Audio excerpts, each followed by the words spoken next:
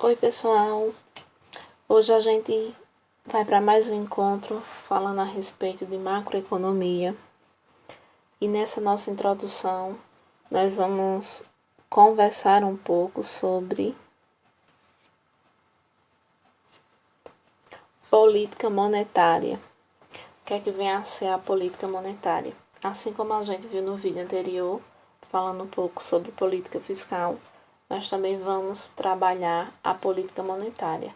Vamos estudando para que assim nosso estudo de economia ele faça mais sentido, né? Assim como foi usado na política fiscal, que serve para estimular a economia, a política monetária também tem seu mecanismo de importância. Existem três objetivos, três mecanismos principais que são utilizados dentro da política monetária.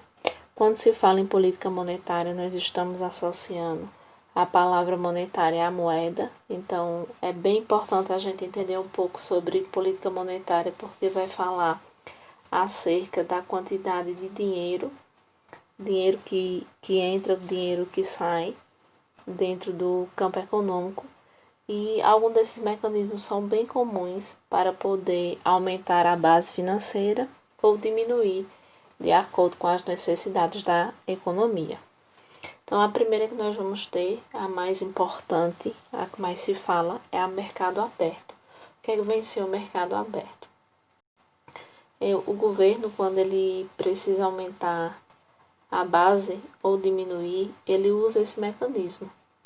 Assim como a gente já sabe, a política monetária está relacionada ao dinheiro e aumentando ou diminuindo essa base monetária, nós temos o seguinte: ele faz o lançamento dentro do mercado aberto de algumas letras e ele vende essas letras no mercado, fazendo com que a base monetária ela diminua. Já quando ele precisa aumentar a base monetária, ele faz o contrário. Ele vai lá, recompra essas letras, recompra esses itens que foram lançados, que serve para a política monetária, e assim, esse instrumento bastante importante faz com que a base ela aumente ou ela diminua. Outro mecanismo que é bastante utilizado também é chamado de redescontos. O que são os redescontos? Os redescontos, eles são utilizados especialmente pelos bancos, porque se o banco tiver sem dinheiro, né, não pode faltar dinheiro na economia, porque senão as pessoas estão produzindo e não tem aí a moeda que serve como troca, né, como unidade de valor, unidade de troca para a economia poder estar se movimentando. E muitas vezes falta dinheiro nos bancos e eles vão buscar os redescontos. O que são os redescontos? São, na verdade, os empréstimos. Faz com que a base monetária ela aumente. Quando o governo ele quer fazer um estímulo, ele quer que a economia fique mais aquecida, ele traz esses redescontos com taxas mais baixas. Os juros ficam mais baixos. Quando os juros ficam mais baixos e a circulação da moeda ela começa a aquecer, faz com que a economia ela cresça, que ela acelere um pouco, porque aquela máquina que a empresa gostaria de comprar para poder fabricar mais, ela vai estar mais barata.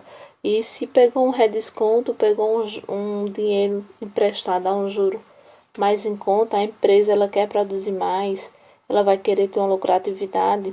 Então vai ser bastante interessante, porque vai poder comprar a máquina, vai poder atender a demanda e também fazer contratações. Então, uma coisa é consequência da outra.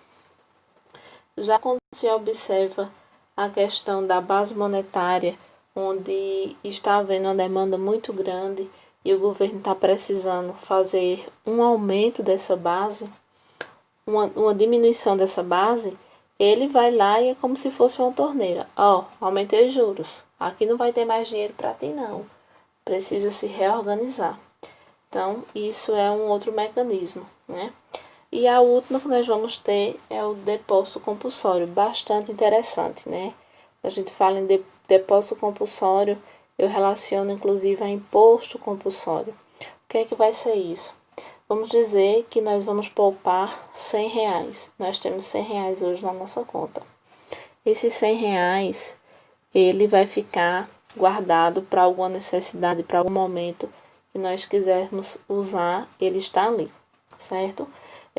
Esse valor, ele fica obrigatoriamente dentro desse depósito compulsório uma taxa, um imposto, vamos dizer que seja 40% hoje, localizado nessa conta. Então, os R$ 100 que você guardou, 40 estão guardados na conta do Banco Central e somente R$ 60 é que vai estar em circulação. Como o banco precisa ganhar dinheiro, precisa gerar receita,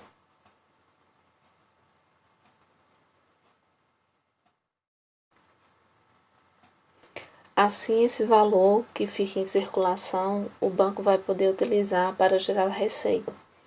Vamos supor que, por exemplo, um amigo nosso ele está precisando de R$ 100 emprestado e nós poupamos aqueles R$ 100 que está ali guardado no banco, né, obedecendo, claro, a nosso mecanismo de imposto compulsório, que vai ter uma conta lá no Banco Central, onde uma parte do dinheiro ele não pode ficar em circulação, né, para dar seguridade, digamos assim, do valor que nós temos depositado.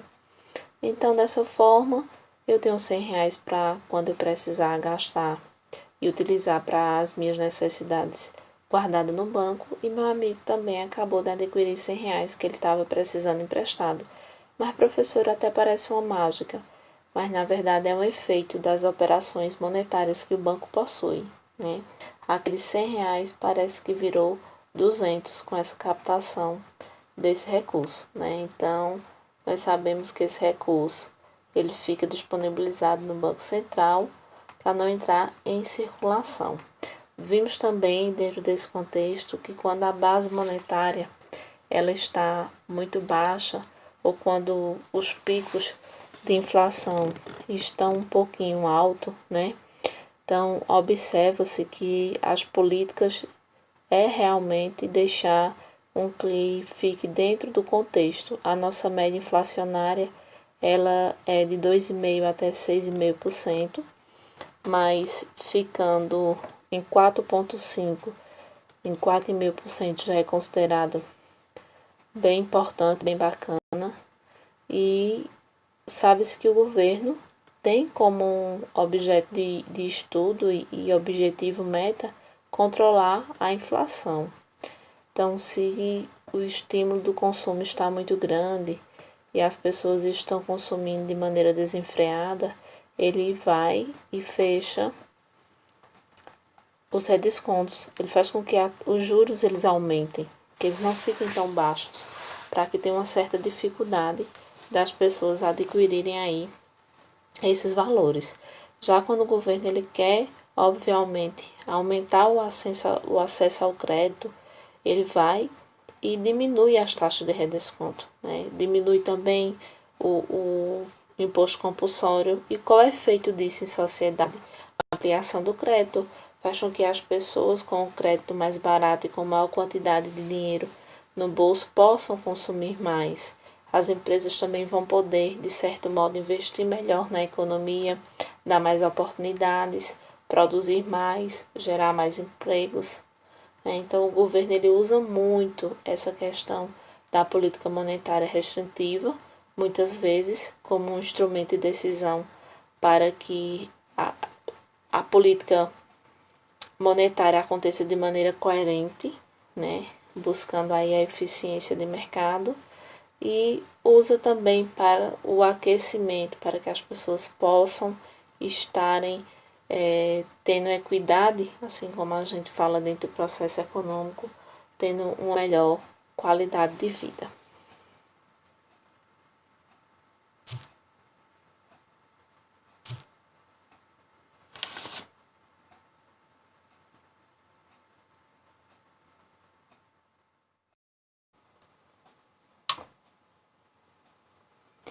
Um instrumento bastante importante e nós vamos observar são as especificidades das taxas de câmbio.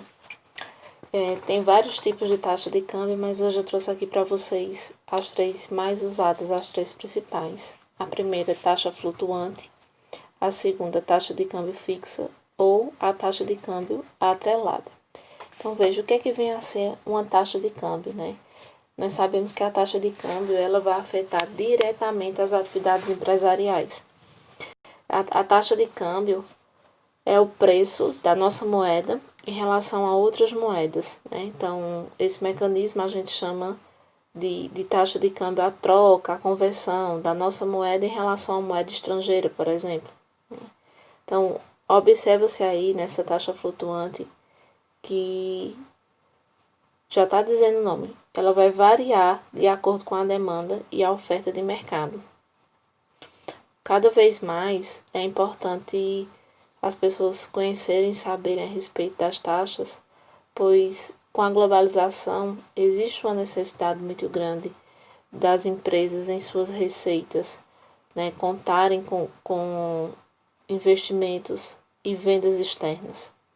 Então, por exemplo, nós temos uma empresa exportadora, a gente vai fabricar e enviar todo o nosso produto para fora, mas nós vamos receber esse produto em dólar, né? Então, o aluguel, os impostos, a mão de obra, tudo vai ser pago em real. Então, é bem interessante porque quando a gente consegue compreender um pouco, nós conseguimos nos planejar diante das situações que possam vir a acontecer dessa taxa de câmbio, que é uma coisa um pouco imprevisível também, pois é bastante volátil. Ela muda muito. Já se a gente tiver uma empresa que ela for importadora, a gente observa, né, que está bem na moda agora uns produtos chineses, ou até se for uma empresa de vinho que importa um produto, ele vai, na verdade, pagar lá em dólar e trazer aqui para o Brasil e vender em real. Então, ele vai fazer essa análise, essa reflexão dos insumos, o tecido, a energia, aquilo que ele precise gastar. Então, são dois agentes econômicos. Os exportadores, eles vão poder estar aí fazendo uma troca de reais e ofertar em dólar. Ele oferta dólar. E os importadores, eles vão estar lá comprando em dólar e demandando aqui em real. Então, veja que interessante. Em um momento, eles ofertam, e em outro momento, dentro do mercado, demanda aí a moeda. Então, a política cambial, justamente, é a política que o governo utiliza para poder controlar essas taxas de câmbio. E assim como eu falava com vocês, nós temos a taxa flutuante, e essa taxa é uma taxa que varia bastante, né? Já está dizendo, ela está flutuando. Então, assim, não tem nenhum preço no mercado dela fixo. Ele todos os dias é volátil, muda. E o mercado é quem, na verdade, vai definir o preço. Outra taxa que nós vamos ter bastante interessante vai ser a taxa fixa. O que é que acontece na taxa fixa, né? A taxa fixa ela é muito suscetível a ataques especulativos. Ela é um tipo de taxa que o governo ele precisa ter cartas na manga para poder trabalhar com ela, né? Vamos dizer, por exemplo, que um dólar ele custa R$3. Então, se a taxa é fixa, ele custa R$3 hoje, ele custa R$3 amanhã, ele custa R$3 depois de amanhã. E o governo vai precisar ter bastante reserva para estar suprindo essa necessidade de demanda. Porque como ela é fixa, as pessoas vão poderem se planejar, né? Eles já vão ter uma certa previsão. E a oferta do câmbio, chamada de taxa de câmbio atrelada, ou ainda também conhecida como banda cambial. Essa banda cambial, ela estabelece um limite máximo e um limite mínimo para que a taxa de câmbio ela possa estar operando. Ela nem cai, nem também aumenta. Vamos dizer que ele fixou lá de 1,80 até R$ 2,20. Então, ela não cai, ela não fica menor que 1,80, mas também ela não passa de R$ 2,20. Então, quando está no mercado e as pessoas estão demandando dólar, e o que acaba que quando a demanda aumenta, o que é que a gente aprendeu dentro da economia? A demanda no mercado aumenta, os preços